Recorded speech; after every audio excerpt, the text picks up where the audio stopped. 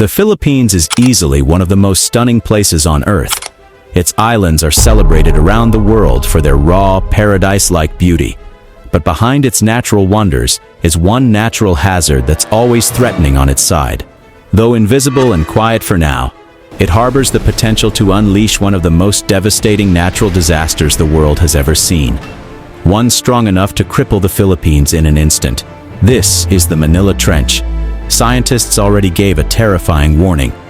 Should this fault rupture, it could tear through the region with terrifying speed, crushing infrastructure, toppling cities, and potentially costing hundreds of thousands of lives. But if you believe the impact stops in the Philippines, think again. The ripple effects could reach far beyond its borders. It would disrupt global trade, unsettle economies, and leave the world to grapple with the fallout of a disaster on an unimaginable scale. With such overwhelming power, this force of nature should never be ignored. But before we confront the scale of devastation it could unleash, we need first to understand what we're dealing with. The Manila Trench is a prominent 1,500 kilometers oceanic feature located in the Western Pacific, just off the coasts of Luzon and Mindoro in the Philippines. This subduction zone reaches depths of approximately 5,400 meters.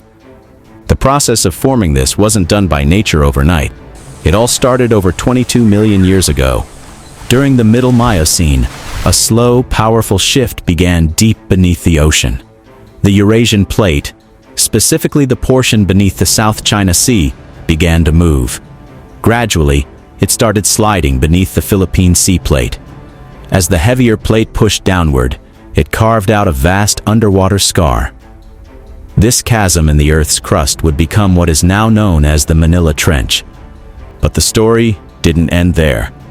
With every inch of movement, the Earth scraped up layer upon layer of seafloor, mud, sand, ancient rock, piling it into jagged ridges along the trench's edge. And deep beneath the surface, pressure and heat sparked something even more dramatic: volcanic activity. This same violent movement gave rise to the Luzon volcanic arc, including here is the infamous Mount Pinatubo. But here's what's most unsettling. The process hasn't stopped. The South China Sea plate continues its slow descent beneath Luzon, at a rate of about 9 centimeters per year in the north and 5.5 centimeters in the south. Stress is quietly building along the fault.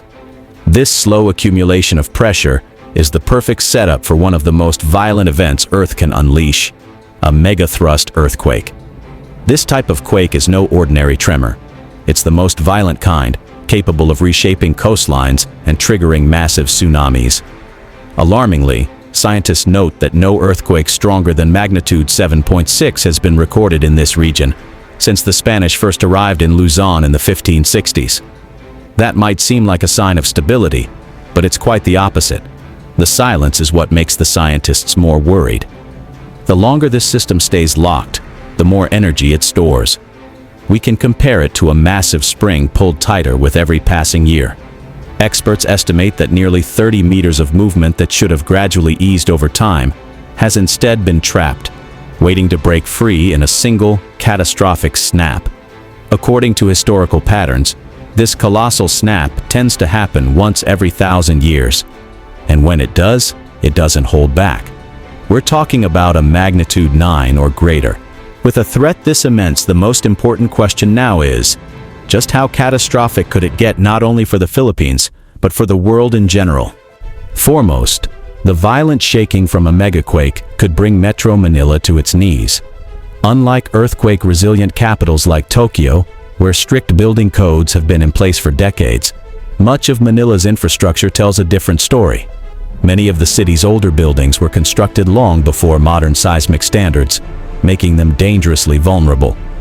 Worse still, millions live in informal settlements, densely packed communities built from flimsy makeshift materials. In the face of a powerful quake, these structures wouldn't stand a chance. But the devastation wouldn't stop at homes. It would tear through the lifelines of daily life, knocking out essentials like electricity and water. Power grids could collapse within moments, casting entire regions into darkness.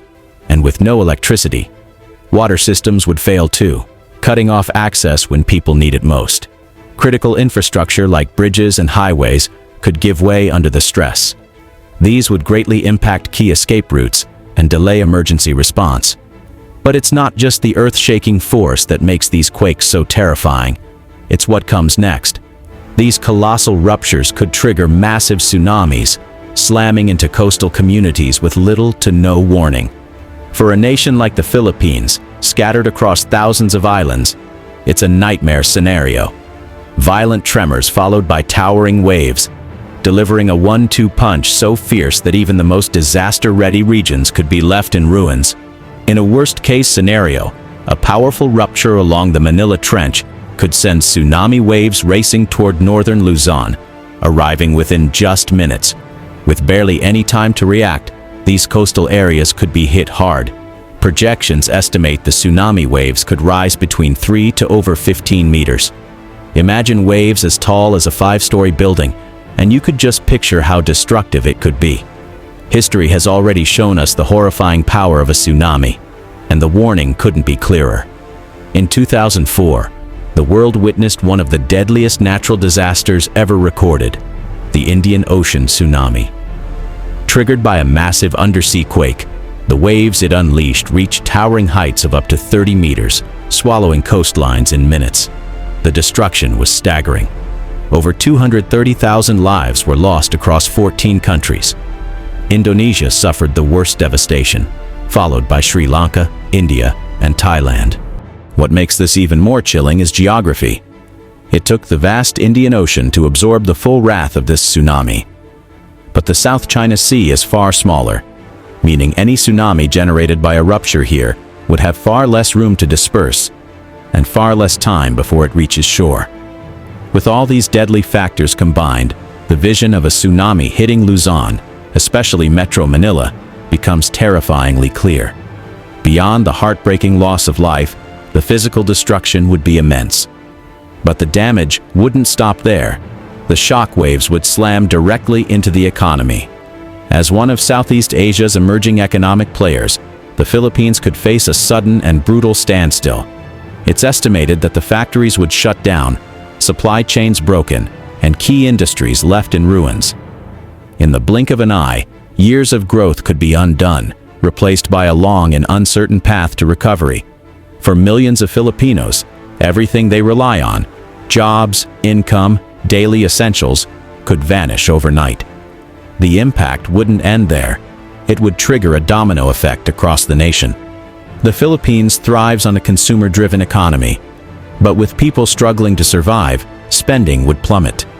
Even the businesses that somehow withstand the physical quake may not survive the economic aftershocks. Businesses would be forced to close shop. When resources run dry, survival becomes the only priority. Looting wouldn't stem from greed, but from desperation, the raw human instinct to endure. We witnessed this grim reality after Super Typhoon Haiyan, when people, driven by hunger and fear, took what they could just to stay alive. Yet the aftermath of such a disaster would extend far beyond the country's borders. As a major player in the global business process outsourcing industry, the Philippines serves as a backbone for customer service operations of some of the world's top corporations. Another critical area that would face severe disruption is East Asia's maritime lifelines. Experts warn that as many as 11 major ports, including vital trade hubs in China, Vietnam, and Hong Kong, could suffer extensive damage from the towering tsunami waves.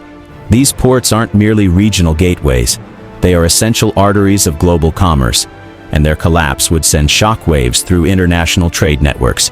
Hence, a shutdown lasting weeks or even months could paralyze global shipping routes, disrupt supply chains, and trigger an economic fallout on a scale the world has never seen. But beyond the wreckage, beyond the economic toll and global disruption, lies a quieter, more personal devastation, one that cuts the deepest. It's the loss of loved ones, taken without warning, leaving behind a void no amount of aid or rebuilding can ever fill. With these grim possibilities unfolding before us, one critical question demands an answer. When the trench finally ruptures, can the Philippines do anything to lessen the impact? Our most powerful weapon is education. While we may never predict the exact moment a disaster will strike, we can prepare people for what to expect. The scientific community must deepen its research and ensure this knowledge reaches every community at risk. In the Philippines, the frontline guardian against nature's most violent forces such as volcanic eruptions, earthquakes and tsunamis is the Philippine Institute of Volcanology and Seismology.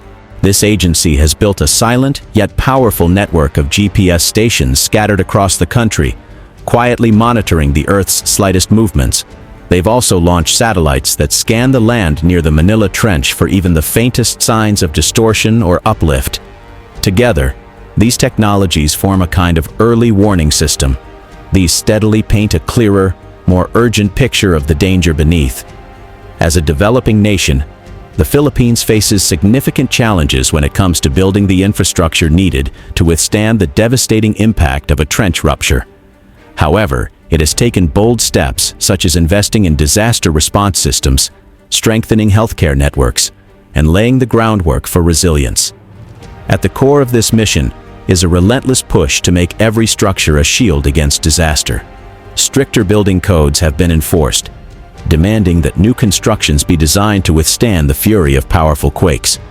Meanwhile, aging buildings, some standing for generations, are being retrofitted and strengthened. In the end, Filipinos have long lived in the shadow of natural calamities.